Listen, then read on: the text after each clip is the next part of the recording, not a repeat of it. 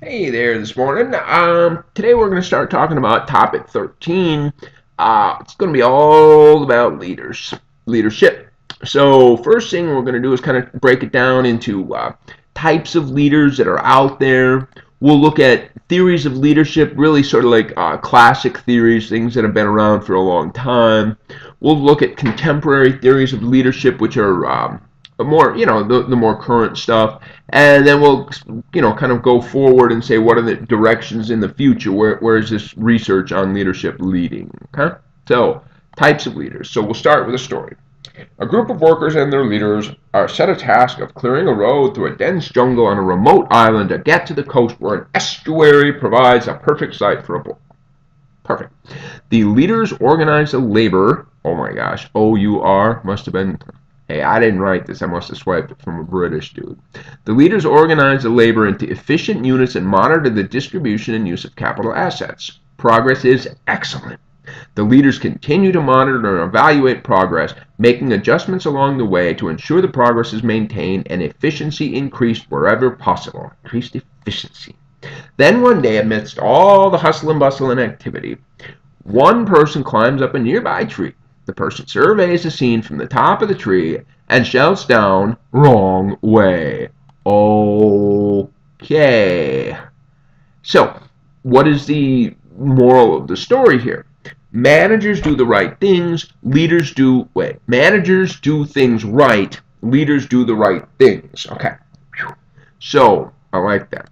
Good story. So what might be some distinctions between what might be called a manager and what might be called a leader? Okay, managers focus on things, leaders focus on people. Managers do things right, leaders do the right things. Ha! Okay, managers plan, whereas leaders inspire. Right, and so all of a sudden we see they direct, they control. Managers poop, poop, poop. Leaders see, and what happens is managers attempt to just push the employees. Leaders attempt to inspire them to want to do it themselves. This is a kind of a managers motivate with extrinsic reinforcers, leaders influenced with intrinsic reinforcement. I mean, that's not quite true, but you can get the idea. You can get the workers to do the right thing because they want to do it. Okay, that's a powerful thing right there. So, what is leadership? Okay, a social process through which an individual intentionally exerts influence over others to structure their behaviors and relationships. Lovely. What we find is that the definition of an effective leader is dependent upon outcomes. And there's a lot of outcomes. We've seen, job satisfaction, blah, blah, blah. But ultimately, is it amount of production in the factory? Probably. Probably. So, the core of all leadership is really the influence that you have over others. And we'll come back to that at the end of this little short part of the presentation with the word power. Okay? Power is what leadership is all about. So there's some different styles of leadership, all right? And we can have autocratic leaders, leaders that they make decisions without reference to anyone. It's a troublesome thing. It's just I don't care what the workers are thinking. I've made a decision. This is what I'm going to implement. Okay, and so it it can be useful in situations where very fast and decisive decisions need to be made. But there are certain situations where autocratic leaders are just not a good idea. Like at a university, for example. Okay, if an autocratic president is to implement decisions without reference to anyone else, that can lead to real demotivation and alienation issues. So clearly, autocratic leaders have their purposes in some situations, but they're not best in all, that's for darn sure. Democratic leaders are probably, I prefer more of a democratic leader. Decision making should come from the workers, the people, from different perspectives. The democratic leader realizes that the workers do in fact have expertise, that they do in fact know what they're talking about. And so the democratic leader says, why don't I get the perspectives from all of these workers and everybody comes together to create our decision making. We find that democratic leaders can create motivation and involvement. When I say motivation and involvement, it's almost like school spirit, or patriotism, or something like that. Loyalty. These are powerful. Workers feel ownership. This is my company, my school, my whatever it might be.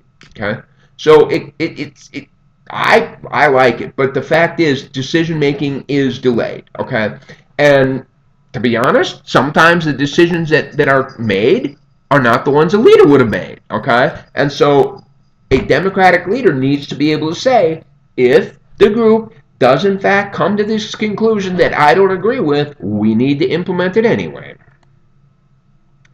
Laissez-faire leaders. Laissez-faire is from the French for let it be, not the Beatles, but the French. Whatever. Leadership needs to be shared by everyone.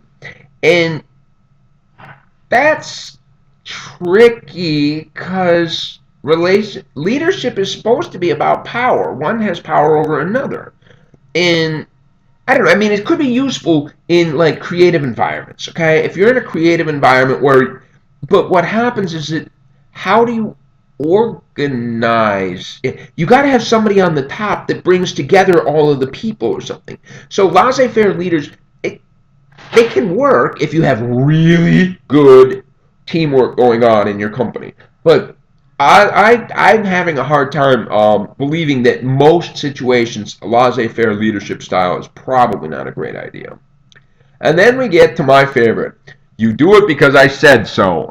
Right? Paternalistic leaders. They make the rules, they micromanage, they get in there, and they make sure you did what you need to do.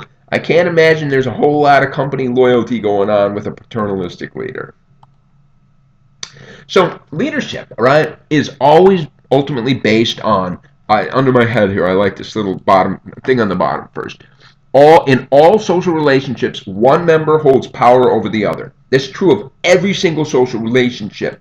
And that's what leadership is about. The leader holds power over the worker. Okay? So power, a resource that provides the potential to influence the attitudes and behaviors of others. Okay? An organization could not exist without power as the thing that is the basis of influence. Okay?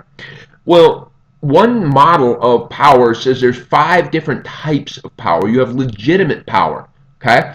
Authority, something like that. And so, oh my God, the President of the United States has legitimate authority because he won the Electoral College vote.